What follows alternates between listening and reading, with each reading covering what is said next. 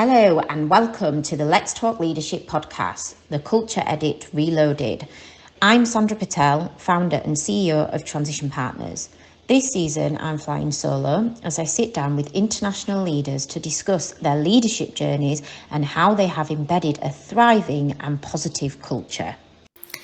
Hello and welcome back to our Let's Talk Leadership podcast. My name is Sandra Patel and I'm delighted to be back here recording today. Would love to welcome our special guest today, Anthony Mayer, who is the VP of Engineering at GetSafe, who are a leading global digital insurance company. Welcome, Anthony. How are you doing today? Thanks for having me, Sandra. I'm doing well, thank you. How are you doing? Good. I'm very good, thank you. Despite the rain, because we've had some nice weather recently, and then it's just started raining this afternoon. But yeah, I'm good otherwise. And you're based in Berlin, aren't you? I'm based in Germany, more in the south, not in Berlin. We have an office in Berlin as well, but actually our headquarters are in Heidelberg, and I'm near there. Okay, cool, fantastic. How's the weather going for you at the minute? Mixed. It's like one hour it's sunny and the next it's raining. So Yeah. Oh no. Fantastic. So, Anthony, I think initially it'd be really good if you could give us and our listeners and viewers a really quick whistle-stop tour of your background. So, like how your journey started, where it all began, and how you got to where you are today. yeah, absolutely. So, well, let me jump way back. So I'm actually half German, half American.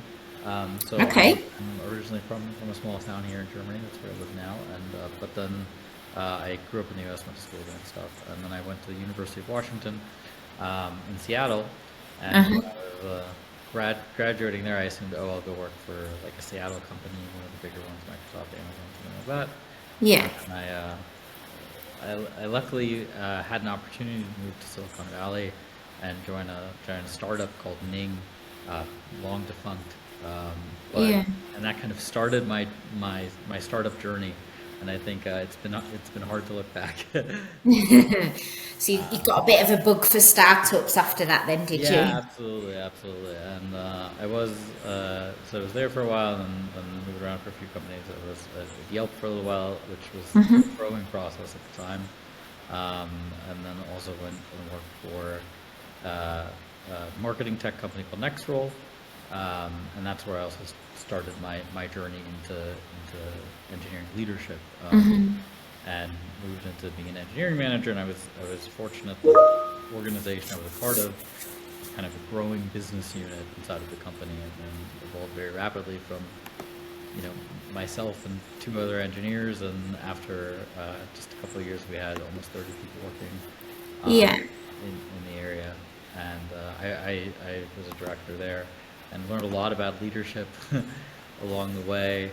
And then a couple of years ago, I had the opportunity to move over to GetSafe into the VP role. It was very exciting for me. And the team at the time was a bit smaller, about 15 people when I joined. And over time, we've grown the team. It's about 35 now. That includes data as well, which works for me. Wow. And yeah, and I think I was definitely one of those people where years ago, earlier in my career, I said, oh, leadership management, that's not for me. And Yeah. it's been a fun evolution and journey, and I've learned a lot along the way. And I love being an engineering leader now, and and I love joining conversations like this to talk about it. So. Yeah, fantastic, brilliant. Your passion and enthusiasm for what you do is already really coming across, which is fantastic, and I'm already really excited to hear more about it. So it's a really challenging time as well, isn't it, at the minute? How obviously you've always worked in startup industries and in companies and environments. It'd be really interesting actually to get your perspective on how things, as you've obviously started right, at the bottom as in a technical sort of engineering role, right the way through up to VP leadership, senior leadership level. How would you say things have evolved in the startup? Like what's the maybe not actually, it's probably not the right question that I want to ask, is I'd love to know more and tell our listeners more about, given the current economic climate and the situation that we have at the minute, the difference you're finding in the startup world in comparison to, say, maybe 3-4 years ago. Yeah, absolutely. I mean, I think it's definitely been a transition. I think when I joined GetSafe about 2.5 years ago, the hiring market was just crazy, and at that time it was already in the middle of the pandemic, and so remote had kind of been a thing, but nobody knew, hey, are we all just going to stay remote, or what's going to happen? And that was already, of course, a big shift, and hiring being one of the main topics I deal with, and just the market evolving around it, right, and understanding, hey, what are consumer behaviors and habits and everything. Luckily, insurance doesn't change too much. It wasn't impacted too much by the pandemic. Actually, we saw more people interested at the time. So from a company perspective, from every place, the big thing was understanding, how do we want to act as a team and everything, and how do we want to shape how we work together, right? How we hire. At the time, most of our hiring had been local here in the area, and with remote work, we kind of said, well, now we can hire people from anywhere in Germany, and we went through different phases, obviously, of lockdowns and different things, and where we said, okay, this is going to be our policy around team events. Well, we can't do team events now, so we'll do some virtual events, right? And I think that was a lot of it. And I mean, then coming out of that, then we're in the current economic situation. I think we've seen obviously a big shift of startups, but I mean really all companies focusing a lot more on efficiency, right? And I think for some companies that means layoffs first, in areas where maybe they've chosen to invest and or it doesn't make sense right now. For other companies, it means really taking a hard look at what is the business model, how do we take the right approach on it, and what does that mean in terms of our team, our company setup, and everything, right? For me and for GetSafe, what it's meant is, we did move to a fully hybrid model with the team setup, and with the company. We'd luckily already kind of been on the efficiency train beforehand, and we'd never done too much over hiring, which was always very purposeful hiring. That's actually led us to the fortunate situation where we haven't had to do any layoffs, which has been overall, very positive. But we, of course, haven't grown as quickly as maybe been thinking we would, looking back a few years. But I think it has allowed us to find the opportunities. Where do we invest in our core technologies? How do we make sure we're building up the team we have as strong as possible, so we can all work together and be as efficient and as effective as possible? I think overall, that yields a lot of positive aspects in terms of making sure we've got the right people on the staff, making sure we're making the right technology investments, and making sure our product decisions align really well with our business model, but also with our customer needs. Cool, fantastic, brilliant. And it sounds like you've been in a great position, and like you say, although you may not have grown at the pace that you may, other businesses and other startups have, but then you've been in a good, in a lucky position where, as a result of that, and as a result of already being efficient and effective, that you haven't had to kind of look at the cost too much or downsize, which is fantastic, because obviously it's never a nice position to be in. And you touched a little bit then around the people and how you've kind of adapted over the years and over time, having obviously been through COVID and now the current economic climate. I mean, it's kind of been one thing after another for us, really, hasn't it, over the last 3 or 4 years? How would you say over that time your culture has evolved? Like, have you had any specific challenges when you've tried to cultivate that culture, and what do you think from your experiences is worth sharing with our listeners and viewers? Yeah, I mean, I think it's definitely been a challenge. I mean, I touched on aspects of it earlier, right? But I think one of the big things is how do we spend time together as a team, right? The social element is really important. I think that's been one of the biggest challenges. And now we're in a setup where we have kind kind of two main offices in Heidelberg and Berlin, and our teams kind of split up, and I think people are all remote, right? So where what used to happen is everybody was in the same area, so having a physical event was easy. We tried virtual events, which work for certain things, but it's a lot better when we can get people together in person. So we've tried to, as a company and as a team, make sure we're planning those events to get together and do either something like a hackathon or do a workshop and do things where just get together as a team and have some fun. And that's really important, and it becomes you have to kind of do it much more purposefully, right? Because it can't happen naturally. And that's definitely been a challenge. I think we're in an okay place, but it's still something where we need to continue improving and making the right thing that works for a variety of people as well, right? So I think that's one aspect. And I think the other aspect is just the team itself. When I joined, the focus was a bit more on growing the team as quickly as possible. And one of the first things I did was bringing in a nearshoring team, actually based largely in Ukraine and Eastern Europe, and that helped us grow the team quickly and achieve certain things. And with a lot of people being remote at the time, it was fine. But we realized over time that comes with the challenges. Plus, once the war started, that didn't make things easier. And we actually made the decision at the beginning of this year to get rid of those contractors and focus on the internal stuff, right? So that on a cohesive culture and strength of the team itself. But it was a great bridge to get us to where we are now. But it was something that kind of, as these things happened, were really important.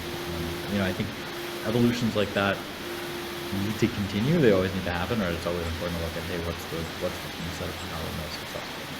Yeah. No, and there's definitely benefits of doing that. And as you've highlighted, it worked for you at the time, and for a period of time, it gave you that bridge that gap. But it does often, those models do often affect the culture that you're trying to cultivate as well, doesn't it? So it's a bit of a double-edged sword, that one, sometimes, and it's difficult to get right. Fantastic. And what would you say your obviously we've touched a little bit around team building and things that you've done in the past to kind of cultivate that culture and get the teams closer, people closer together on that same journey and page. What's your approach to development of your people, career development within GetSafe? Yeah, I mean, this is something we're very purposeful about, and it's actually something that GetSafe, I think, is doing fairly well for a long time. We've had biannual kind of review and goal cycles for a long time, and making sure that everyone on the team has a clear development path and clear goals. And that's something we keep track of, and we check in with people and make sure we're having regular feedback talks. But it makes it very clear for everyone involved, like, hey, okay, there's a journey here. We're going to keep growing together. And what does that look like, right? Be it soft skills, be it technical skills, whatever it is. Making sure we have that really clearly set up, and we provide a learning budget for people on the team to use too, and do things help them grow. But we also one of the things that's most important for me as a manager is making sure I'm finding the opportunities within the projects we're doing every single day for people to run the ways they're doing, right? If somebody says, hey, I'm going to have this opportunity to go deeper in this technology, then okay, let's see how can we shift that person around to make sure they can use React Native, take on a React Native project. Yeah, well, that's good. That's fantastic. That's really good, because it prevents it just gives that variety, doesn't it? And then you're obviously working on their individual development as well. That's really refreshing to hear.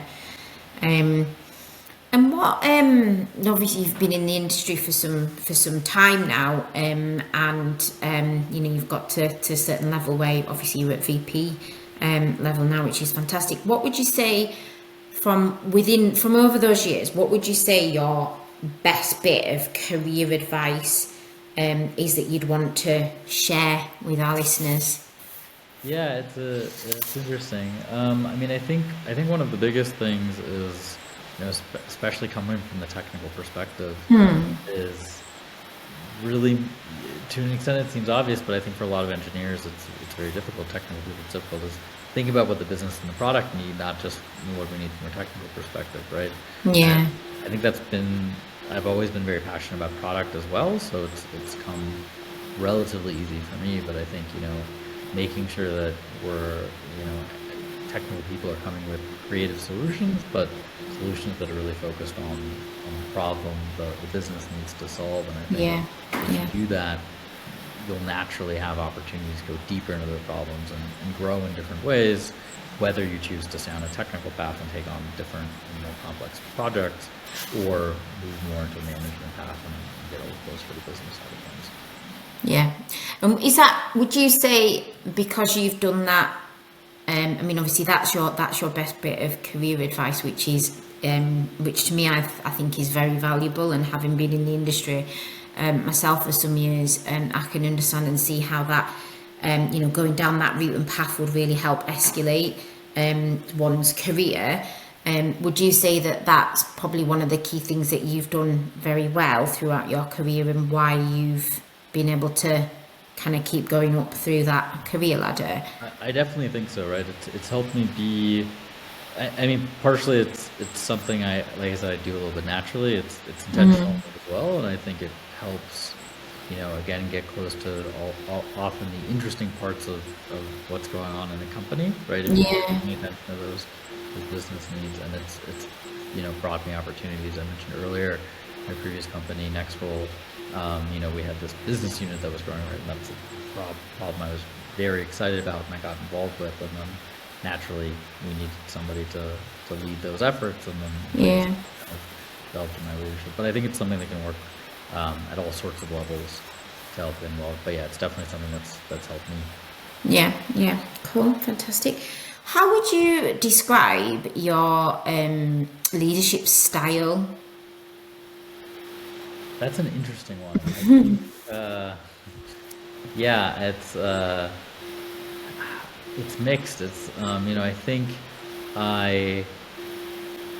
I try to kind of pay broad attention to what's going on, but I also try to stay and I dive into random problems, but I try to stay hands off and give people the space, right?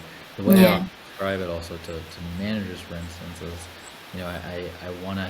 I want to make sure everyone on my team has a clear understanding of kind of what their parameters are, what kind of the borders of what they're just allowed to do without additional approval or anything like that, right? And give them the opportunities to run with it, right?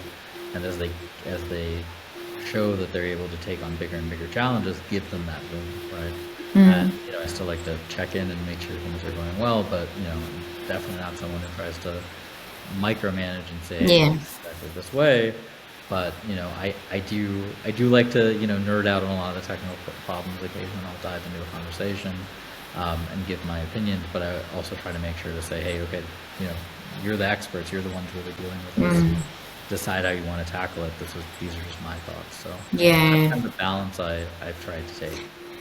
It's hard finding that balance sometimes though, isn't it? Because I try and do that as well with my direct team. So I kind of give my opinion and my view, but then I try and say, and it's not something that I used to do very well or do a lot of, and I'm trying to do a lot more of it now, where I kind of say, well, these are just my thoughts and my opinions on the situation. However, ultimately they're your people, they're your team, and I trust that you will do the right thing for you, the person and the business, and now I'll leave you to it, sort of thing. I try and, but it's hard because I don't know if you're anything like me.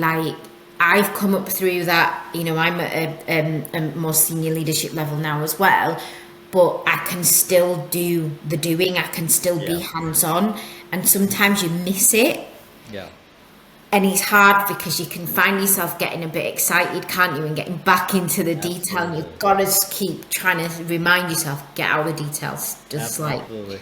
One of the pieces of advice I actually give my managers, right, or sometimes struggling with this, is try to work as much as possible through questions, right? Because I think one thing that often happens, right, is there's a little bit of this there's an excitement, but there's also a little bit of this fear of letting go, or that Yeah, yeah.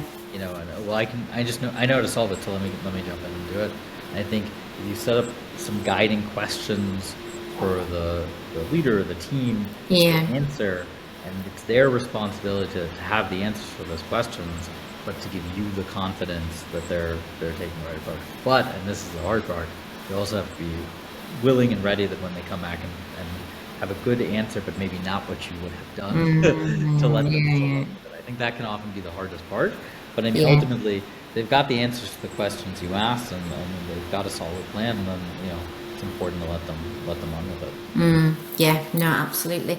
And do you think that would you say that your leadership style differs depending on the level of person? Like, because we talked a bit about micromanagement and not micromanaging. And the reason I asked this is I had a conversation earlier today actually with a delivery director for a global credit organization that we work with. And she's obviously at director level being micromanaged from I think someone at VP level and being micromanaged. And we were just having a conversation around, there is actually, we believe, a time and a place for that to an extent, depending on the level. So, for example, someone who is relatively junior and just stepping into the industry potentially may need that depending on their style and their profile as well. What are your thoughts on that? Yeah, I mean, I think kind of what I described can be applied at every level. Just the specification of it needs to change a little bit, right? So Yeah. like a very junior person, you need to give a very small, room to run in, right? Until they've shown that they're able to do that successfully. But I do think it's important to give them that. Now, of course, there are times where it's like, hey, we're on a deadline. I know exactly what to do. Just go do this, this, and this. Yeah. But I think that should be a real exception, not the norm. And I think even in those cases, it's important that after the fact, right, that person gets the context on why those approaches were taken, right? And sometimes in the moment when something's urgent, it's just the right thing to jump in and say, do it this way. But like I said, it should be definitely the exception, not the rule. Yeah, no, definitely. And I think there's a lot of room for adaptation depending on the person, isn't there, in the situation. Yeah. But they need to have space to grow, and I think that's one of the hardest challenges, and I've seen that with managers too, where because they're trying to stay so hands-on, or they're trying to stay on and involved and make sure it's being done correctly, then what happens is they don't give that junior person the space to grow and flourish, and that either leaves, okay, well, hey, this person isn't growing out of this junior position, what's going on? The manager isn't happy, or at least the more junior person eventually leaves and try something else. So. Yeah, no, absolutely agree. Cool. And what obviously leadership is so important. And it's everything that we do around kind of leadership. There's different styles. Cultivates the right culture and success and productivity from our teams. What would you say the most important lesson is that you've learned, like, over the years? Like, I know we talked about the best bit of advice, but lesson, so where you may not have done things in the right way, but you've learned from it, and Absolutely. I mean, I think it's not a secret, right? But communication is absolutely critical. And I mean, I think it's something where I still sometimes struggle, and I need to stop and think. But I think one of the most specific aspects is thinking about what you're trying to communicate from the perspective of who you're communicating to, right? A lot of technical people are able to say, like, okay, well, I can dumb down the technical language or whatever so that they can understand what I'm talking about. But that's not even quite what I mean. It's really about, like, what's relevant to that other person, like what's the information that will help them do their job, that will answer the questions they've got. And I think that's something where I struggled with it more earlier in my career, and earlier even as a leader, something I've definitely gotten better at, but I still sometimes, need to stop and reflect and say, wait, okay, hold on, let me change what I'm telling this person, or how I'm telling something to this person, so that it can really, and again, it's not about shaping the message, it's really about helping them to get what they need out of it so that they can do their job. Yeah, absolutely. I think communications is one that does come up quite regularly, actually. From all the people that I've interviewed and had on this podcast, it does come up quite regularly, and it's a tough one to. I think that, I mean, in general, I think we continuously have to develop and work on ourselves and look for improvements. Communication's always one that's up there. It's quite a tough one to get it right every time. And we've all had these points as well where keeping our people, particularly during difficult, tough times, or even impact of anything that's going on for them outside of work, in their personal life, etc. It can be really difficult at times to keep our people motivated. How do you keep your people motivated, and have you got any hidden secrets that you can share? I don't know if I have any hidden secrets, but my focus tends to be on transparency and ownership, right? Again, communication being the key, right? Yeah. We understand what are we doing and why we're doing it, and how can they be the best part of that, right? I think a lot of people are looking for, the reason they work at startups and scale-ups and things is they're looking to have a big impact, right? They don't want to be anonymous in a huge company, right? So giving them those opportunities to understand what the impact is of the thing they're working on is, but also giving them opportunities to take on new kinds of challenges. But I think some fun and other things are on culture. I've already mentioned team events and things, and we've done hackathons. That's always a fun way. But and workshops too, we've done, right. I think things like that always help. But those are kind of the things. You can't do those things every day, right? Yeah. I think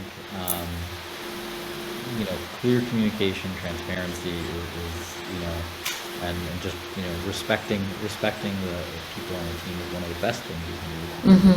Motivated and engaged, even when things aren't easy, right? I think it's especially right if you try to sugarcoat things too much, then they'll either feel like they're being disingenuous, or when something bad happens, and they'll be totally shocked and they'll feel that way about it, right? And if you can be open and honest with them, you can work with them to take on the big challenges, and I think it makes people feel more appreciated and like they're part of the solution. They should be. Yeah. No, absolutely. Fantastic. And lastly, and I think this is quite a big one, where I know certainly it's something that I've always struggled with, but again, it's a topic that comes up time and time again, is imposter syndrome. What are your thoughts on imposter syndrome? Like, I guess from I'm asking this from personally, but also, have you experienced imposter syndrome with your leaders, with your direct team, and how you've helped them tackle imposter syndrome? Yeah, I mean, I think it's obviously it's a very real problem, and it's definitely something I've felt and faced myself as well. I think it can be a challenge at all levels, but for myself and for my managers, at least, a lot of what I try to focus on is taking it, when you have those moments where it's like, I don't know if I should be here, what am I doing, right? Taking a second, stepping back, breathing. Well, it's not a second, it's a day, but whatever it is, right? Taking that moment, thinking about it, and then remembering or reminding them, right? There's a reason you're in this role, right? And it doesn't mean you're the absolute best person to solve every single problem, but there's a reason you're here. And the best thing you can do for yourself and for the company and for everybody is focus on the things you can deal with, be honest about the things you need support, and work on improving the things you need to improve, right? I mean, I think It doesn't solve the problem, right? That doesn't make it go away, but I think it can be a lot more manageable. I think the reality though is oftentimes it's going to be something that's going to come in phases and waves, where maybe you really feel it, then you kind of come out of it, and then you take on new challenges, and then it'll come back, right? And I think learning to accept it, embrace it as much as possible is probably best way to deal with it, because it's not going to be, there's not going to be that moment where you're like, oh, now I know everything and I definitely should be here, right? Because you probably the next challenge you've taken on at that point. Yeah, I agree. I don't think you're ever going to have, it's not something that kind of just, it comes and goes, doesn't it? It's not something that's kind of going to come and then not return again. And I think it's a human natural behavior, isn't it? And reaction. So it's just how do we support people and ourselves, and what we do for ourselves to ensure that it has minimal impact, because it's not very nice, is it, when you do feel like that? But it is, fantastic, brilliant. Is there anything before we kind of close this off? It's been interesting. It's been really interesting discussion, and I'm really pleased that we had you. We managed to get this recording in. But is there anything else that you would like to share? Any bits of advice, any tips, any recommendations around courses, books, anything like that's helped you along your journey and along your, to get you to where you are today, that you think would be useful to share? Yeah, interesting. I mean, I think probably the biggest thing is, right, as a leader, maybe as an aspiring leader, right, think about what it is you want, what are the problems that interest you, what are the things that motivate you every day, and figure out how you can be a part of tackling those, right? I think one of the biggest things I see a lot, especially from younger engineers and stuff, say, well, I want to be a manager, right? And it's like, well, why do you want to be a manager? Oh, because I want more authority. It's the next step, right? And, which I think is often not the right reason for management. And I think a lot of those people I've worked with over the time say, okay, let's stop. Let's think about what are the things that interest you. Oh, you want access to more information. You want to be a part of the decision making. You want to lead projects. Great, we can find all of those opportunities, right? But that doesn't necessarily mean management is the right place. Maybe technical leadership is more the right thing. And I think that's one of the biggest things, and I think it's something that can be looked at all levels, right? And it's something I try to reflect on too. What is it that I want out of my career? What are the challenges I want to take on, and what helps me? That's really interesting, because I don't think many people often stop and reflect and think about, well, what do I want to, I might say that I want that next job or level or title. What do I want to achieve from that? Why do I want that? And which you've just then, so it's really valuable. That's really good advice, is that. Fantastic. Well, thank you very, very much for sharing your valuable experience and thoughts with us. Really appreciate that. If any of our viewers and listeners want to get in touch, quite often you'll find that people will reach out to you. Usually it's LinkedIn, but do you have like a preferred method of contact? Or? LinkedIn is definitely a great way to get a hold of me. Please feel free to connect, shoot me a message. And I just want to say thank you very much for having me on. It's been a great conversation. Cool. Fantastic. Brilliant. Yeah, it's been brilliant. Thank you very much. Thank you very much. Take care. Bye. Thanks for listening to our latest Let's Talk Leadership, the Culture Edit Reloaded podcast. If you are a leader interested in being on the hot seat, contact me via LinkedIn. Be sure to subscribe to our YouTube channel. Take care and see you all soon.